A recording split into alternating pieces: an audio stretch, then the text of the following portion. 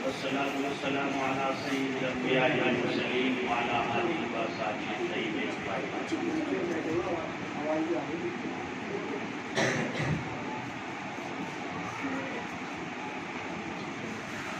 اللہ جتنے جو تیرے عشق کا گھر ہو، دائمی محنت کی تیری عشق نظر ہو، دل دے تیرے عشق میں یہ حال ہو سکا، میں شر کا اگر شور ہو تو بھی نہ پڑتا۔ عزیز طلبہ، اس وقت یہ وقت بہت مقبولیت کے وقت ہے، اور اللہ کے فریضے جس کی قرآن پاک میں بہت اہمیت کے ساتھ اہتمام کی تاکید کی گئی صلاۃ عصر سے ہم فارغ ہوئے۔ دو بات صرف آپ سے عرض کرنی ہے اس وقت خطاب میں، کوئی لمبی چوڑی بات کرنے کا موقع نہیں۔ ایک تو یہ کہ من سن سنة حسنة فله أجرها وأجر من عمل بها۔ اللہ کے نبی صلی اللہ علیہ وسلم کی مبارک حدیث ہے، پیغام اور بشارت ہے کہ جس بندے کی زندگی میں اس کے ہاتھوں سے، اس کے کردار و اعمال سے، اس کی فکر و محنت سے کوئی اچھی سنت، اچھا طریقہ، اچھی بنیاد شروع ہو جاتی ہے، پھر قیامت تک جتنے لوگ اس سے مستفید ہوں گے، تمام کے تمام اجر کے برابر اللہ اس کو بھی اجر عطا فرمائے۔ حضرت والد صاحب بھی یہاں بیٹھے، قاری صاحب کے، جب قاری صاحب یہاں منو پورے تشریف لائے تو ہم دونوں کی فکر ہوئی کہ یہاں منو پورے میں ایسا نظام قائم ہونا چاہیے۔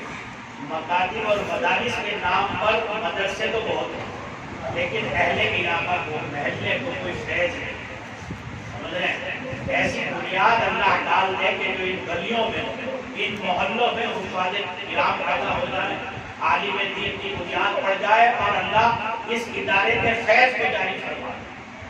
اس ادارے میں مجھے آ کر کے 2 گنی 4 گنی نہیں بلکہ میں یہ کہوں کہ 100 گنی خوشی ہوتی ہے، اس لیے کہ اس حدیث کے مطابق ہم دونوں کے اللہ سے مانگنے کی برکت اور قاری صاحب جملہ والد صاحب کی برکت سے اللہ نے بنیاد ڈلوائی، اور کہاں کہاں گھومتے گھومتے اب یہ مستقل ایسے مینار کی حیثیت سے یہ ادارہ بن چکا ہے۔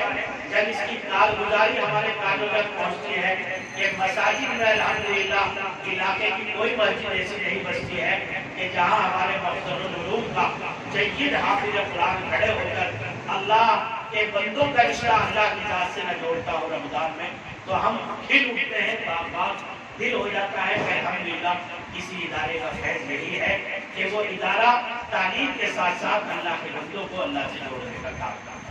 تو یہ بڑی نعمت ہے، اور آپ جتنا کام کر رہے ہیں، جتنی محنت کر رہے ہیں، ہم کہیں بھی گھومے پھرے لیکن ہمارے نام ہے ہمارے تو قاری صاحب جائے گا نہیں مان کوئی، ہاں جی جائے گا، ٹھیک ہے جی۔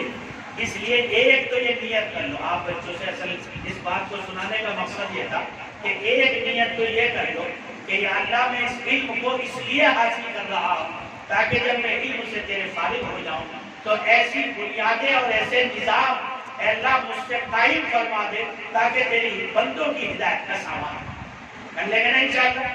یہ نیت ابھی سے کرنا، اے اللہ میں جب پڑھ لکھ کے فارغ ہوں تو مجھ سے ایسی بنیادیں اور ایسے دن کے کام اس دنیا میں جاری فرما تاکہ میرے ذریعے سے ڈلے ہوئے کاموں سے اللہ کے بندوں کو کیا ملے؟ علم ملے، ہدایت ملے۔ ابھی سے اگر یہ نیت کر لیں گے تو اللہ اپنے فضل کا عالم ربانی بنا دے، ہر مقتدا اور رہبر بنا دے۔ اس لیے کہ نیت اللہ اکبر، حدیث شریف میں فرمایا نیت المؤمن خیر من عمل، عمل سے بھی بہتر ہے نیت۔ اس لیے کہ بعض دفعہ نیت کے کھوٹ سے دین کا کام بھی دنیا بن جاتا ہے، اور نیت کی اچھائی سے دنیا کا کام بھی کیا بن جاتا ہے؟ دنیا کا کام بھی دین بن جاتا ہے اگر اچھی نیت سے۔ اس لیے میں کہا کرتا ہوں اللہ تبارک و تعالیٰ نے اس انسان کو 2 طرح کی عقل دی، ایک عقل معاش اور ایک عقل معاد۔ عقل معاش کا مطلب ہے دنیا، کاروبار، نفع، پیسے، دولت، رتبہ، منصب، ایک تو اس کی فکر میں لگی رہتی ہے۔ ایک عقل ایسی ہے کہ جو دنیا کی اس فکر میں بھی لگتی ہے لیکن اسے اپنے اس کے ساتھ ساتھ کہانی بھی فکر ہوتی ہے، آخرت کی بھی فکر ہوتی ہے۔ تو اس عقل کا کیا امتیاز ہوتا ہے کہ وہ اپنے سارے دنیا کے کام کو بھی کیا بنا لیتی ہے؟ دین کا کام بنا لیتی ہے۔ مثلا ایک آدمی کو دین کی صحبت حاصل ہے، اللہ کے نیک بندوں کی، علماء کی، بزرگوں کی اور جو مدارس اسلامیہ سے، علماء سے، طلباء سے جڑا ہوا ہے، تو دوستو وہ اپنے کاروبار پہ جاتے ہوئے یہ نیت کرے گا، اے اللہ یہ کاروبار میں اس لیے کر رہا ہوں تاکہ میرے گھر والے، میرے بیوی بچے دین کے تقاضے، بزرگان دین، مدارس اور مکاتب اسلامیہ، ان کے حقوق کو میں پورا کر سکوں۔ تو سارے دن پیسے کمائے گا، کھائے گا، پیے گا، لیکن اللہ کے یہاں اس کے فکر معاد کی برکت سے وہ آخرت کے نیک عمل کرنے والا شمار ہو۔ اس لیے عزیز بچوں، سب سے پیاری اور سب سے اچھی بات میرے نبی کی ہے کہ ہم ابھی سے اپنی نیتوں کا قبلہ درست کریں۔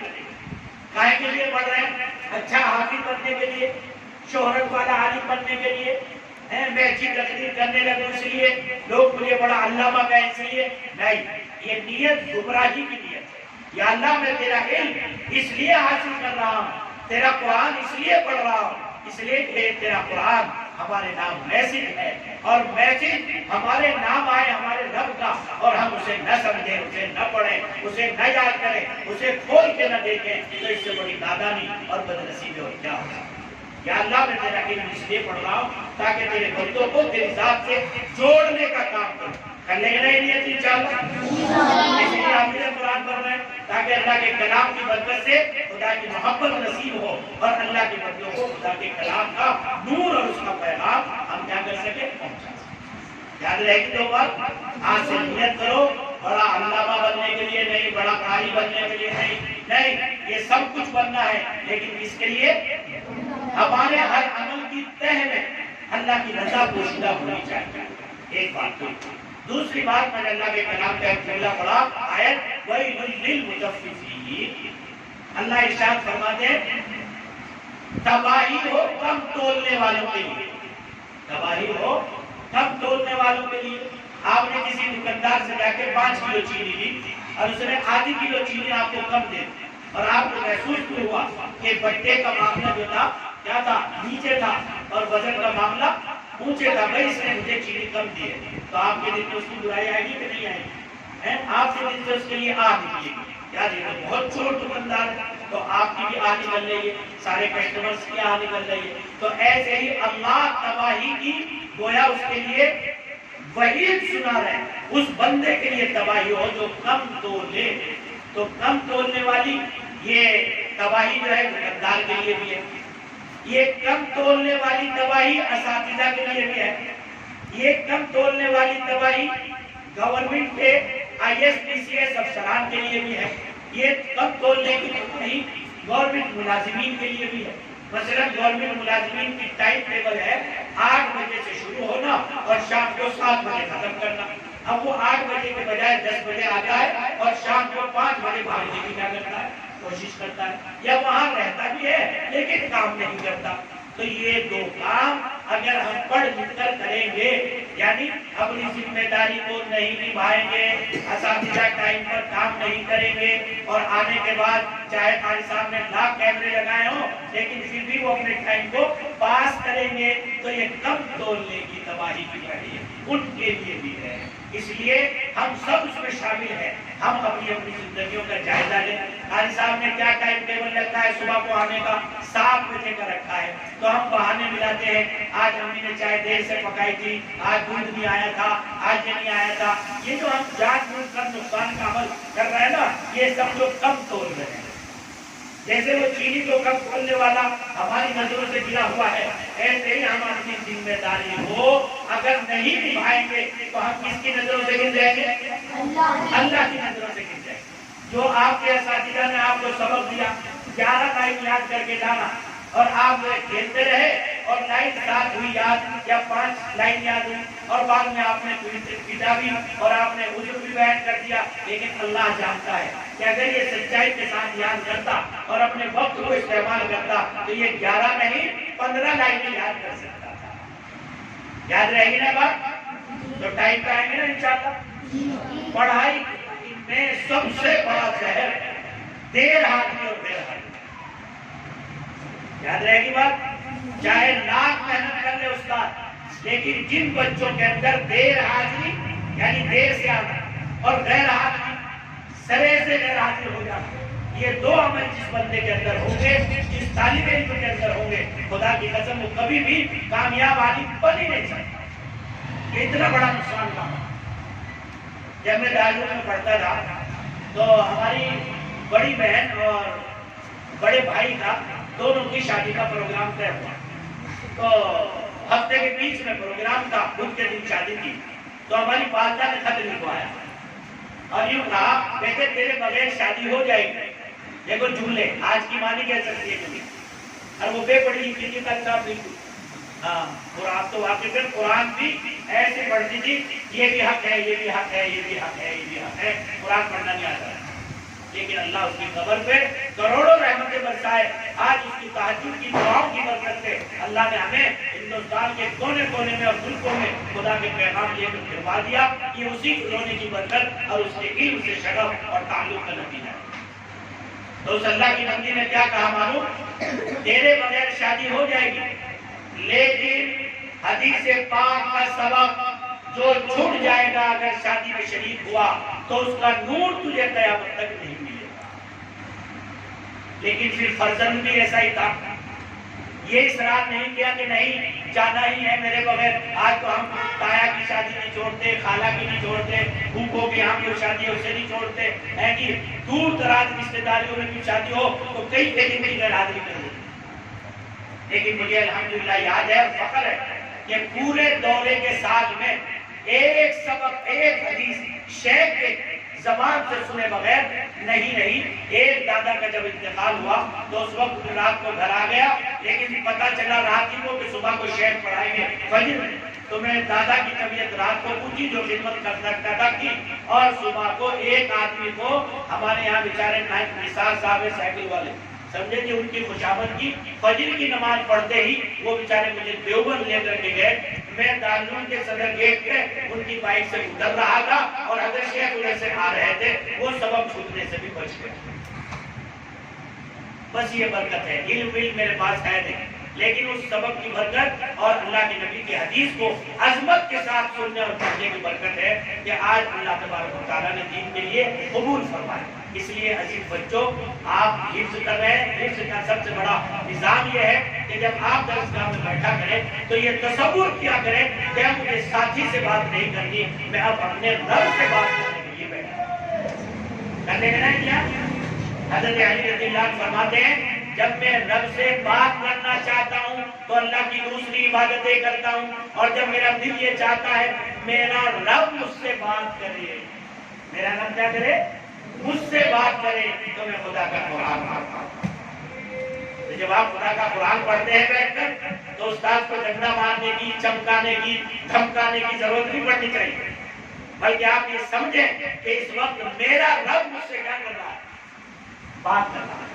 اور بھلا آدمی جس سے وقت کا ڈی ایم سی ایم بات کرے وہ ادھر ادھر کو نہیں دیکھتا، اور جو احکم الحاکمین، سلطان السلاطین، قادر، اختیار، اقتدار، تصرف، قبضہ جس کے قبضے کا ہو، مجھ سے جو بات کرے بھلا اس کا مقام کیا ہونا چاہیے اور اس کی کیسی عظمت ہونی چاہیے.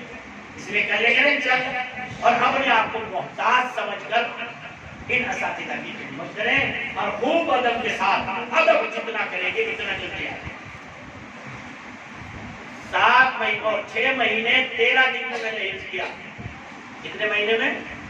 6 مہینے 13 دن میں. ہمارے ابا مرحوم جانتے ہیں قاری صاحب بھی قرآن پاک کا ایسا عظیم شہ سوار تھا پڑھانے کا، جتنے 1400 1500 شاگرد ہوئے حضرت 1500 اور بڑے بڑے علماء شاگرد. 6 مہینے 13 دن میں نے حفظ کیا، اور جس دن حفظ فارغ ہوا تو ابا نے کہا ایک گلاس دودھ پی لے، یہ چند بدار تھا، اور اب قرآن پڑھنا شروع کر. 4:30 بجے قرآن پورا کیا شام کے ٹائم. اس وقت میں کھانا دیا ایک مجلس میں قرآن پڑھا. اس لیے جتنی دل سے قرآن کو عظمت کے ساتھ بیٹھو گے. 25 پیسے کا لالچ تھا، 25 پیسے دیتے تھے ابا، تو 25 پیسے کے لالچ میں ایک سبق سناتا تھا. اس میں عشاء میں ایک سبق سناتا تھا، فجر میں، اور 6 سال کی عمر تھی اس وقت، لیکن وہ دل پہ جو نقش ہوا وہ ایسا نقش ہوا کہ کبھی قرآن کھول کے دیکھنے کی ضرورت نہیں، اللہ کا قرآن الحمدللہ محفوظ، کیونکہ ایک بار پابندی کے ساتھ مغرب کے اوابین میں پڑھنے کا 11 سال سے معمول ہے، بس کبھی قرآن کھول کے نہیں دیکھا۔ اس لیے اللہ کے قرآن کو نفلوں میں پڑھو، قاری صاحب جو یہاں کراتے ہیں سناتے ہیں سب کرو، لیکن اپنے نفلوں میں پڑھنے کا مثال بناؤ، ایسی پابندی کے ساتھ پڑھ جا یاد ہوگا کہ ساری زندگی نہیں ہو سکتی۔ اور آخری بات، اپنے آپ کو دین کا محتاج سمجھ کر پڑھو، جتنی بھی محتاجگی اور جتنی بھی اپنے آپ کو مٹانا پڑے مٹاؤ۔ وکیع بن مخلد بہت بڑے محدث ہیں، جس وقت امام احمد بن حنبل سے جو ہے وہ حدیث پڑھنے کے لیے پہنچے تو امام احمد بن حنبل کو سرکار نے انڈر گراؤنڈ کر دیا تھا، دروازہ بند، اب آپ نہ تقریر کر سکتے، نہ باہر جا سکتے، نہ کلاس دے سکتے، باہر پہرا لگا رہتا تھا، لیکن پولیس بھی تو تھک جاتی ہے نا کبھی، تو وکیع بن مخلد گئے، دروازہ بجایا، کہا حدیث پڑھنے آیا ہوں حضرت، آپ کا شاگرد بننا چاہتا ہوں۔ آپ نے فرمایا بھائی میرے اوپر تو پابندی ہے، جانا نہ ہوگا آپ کے بعد۔ کہا اچھا حضرت میں اس کا حل تلاش کر لوں گا۔ کہا وہ کیا حل کرے گا؟ کہا حل یہ کروں گا میں سامنے ہوٹل میں ٹھہر جاتا ہوں، اور جب صبح کو نکلوں گا تو اپنے اوپر رومال ڈال کے، الٹی سیدھی لنگی پہن کے اور اگلی پگڑی باندھ کے اور اپنے آپ کو فقیر بنا لوں گا۔ کیا بنا لوں گا؟ فقیر۔ آپ کے دروازے پر آ کر صدا دوں گا، اللہ کے نام پہ کچھ ہو تو دے دو، اللہ کے نام پہ کچھ ہو تو دے دو، اور آپ مجھے دروازے میں آ کر آہستہ سے میرے کان میں ایک حدیث بتا دینا، بس میں اس حدیث کو سن کے چلا جاؤں گا اور اسے یاد کر لیا کروں گا۔ روزانہ فقیر بن کے آ جاتے تھے، حلیہ بدل کر، اور مانگتے ہوئے، پولیس بھی کھڑی رہتی تھی وہاں، اور جا کر کے دروازہ بجاتے تھے، اللہ کے نام پہ کچھ ہو تو دے دو، اور وکیع بن مخلد کی آواز سن کر وہ قدر اور جوہر شناس استاد بہت سے وقت اپنے وقت کے امام اندر دروازے کے پاس آتے، اور وہ جو دراز ہوتی تھی کھلی ہوئی دروازے میں، اسی میں سے حدیث 1 2 3 یا جیسا بھی موقع ہوتا، پولیس نہیں ہے تو ذرا لمبی بات ہو جاتی تھی، اور یہ حضرت حدیث لے کر اور حدیث سن کے فقیرانہ روزانہ لباس اختیار کیا، حدیث سنی، اتنے بڑے محدث بنے اپنے وقت کے، عجیب محدثین میں کا شمار۔ اس کے بھائی محتاج سمجھ کر پڑھو، اللہ عمل کی توفیق عطا فرمائے، اور دل کی گہرائیوں سے دعا کرتا ہوں حضرت قاری صاحب کی جان میں، مال میں، عزت آبرو میں خوب برکت عطا فرمائے، جیسا حسین یہ علم و ہدایت کا چراغ، اور گویا کہ یہ کہنا چاہیے تربیت اور علم و عمل کا حسین تاج محل انہوں نے پروان چڑھایا ہے۔ ان کے والد گرامی کی سرپرستی اور ہوش مندی اور دعاؤں اور آہ سحرگاہی کی برکت سے خدا اس کو 14 دفعہ اللہ اپنی نصرتوں سے، برکتوں سے، خزانہ خیر سے اس کے تکفل ہونے کا اللہ انتظام فرما دے، اور اللہ اس کے خیر پہ خوب جاری اور ساری فرما دے۔ وآخر دعوانا ان الحمدللہ رب العالمین۔ اس دعا کے ساتھ اپنی بات ختم کرتا ہوں۔ اڑ اڑ کے آ رہے ہیں وہ پرندے، پرندوں سے مراد ہے پرندے، بیٹھے نا پرندے سب پڑھنے والے پرندے، اڑ اڑ کے آ رہے ہیں وہ پرندے اسی طرف۔ سالم اشرف قاسمی کی دلی دعا ہے کہ یہ اختیار کا تنہا درخت ہے۔ درخت میں پرندے جب بھی بیٹھتے ہیں جب وہ سایہ دار اور ٹھنڈا ہوتا ہے، جہاں تعلیم و تربیت اچھی ہوگی وہی پرندے کھینچ کھینچ کر کے آئیں گے، چاہے وہ تنگ گلیوں میں ہو، آبادیوں میں اندر ہو، مین سڑک پہ نہ بھی ہو، اس سے کوئی اہمیت کا فرق نہیں پڑتا، کام ہونا چاہیے۔ ادارے میں الحمدللہ کام ہو رہا ہے، یہاں کا نظام بڑا صاف شفاف ہے، یہاں کی تربیت بڑی جشن خوشا ہے، اور یہاں کا نظام عمل بڑا مستعد ہے۔ جن سے دعا کرتا ہوں اللہ اس پورے نظام اور نقل و حرکت کو قبول فرمائے، اور ان معصوم بچوں کی برکات سے اللہ اس کی خوشبو کو چہارتا کے عالم میں پھیلا دے۔ وآخر دعوانا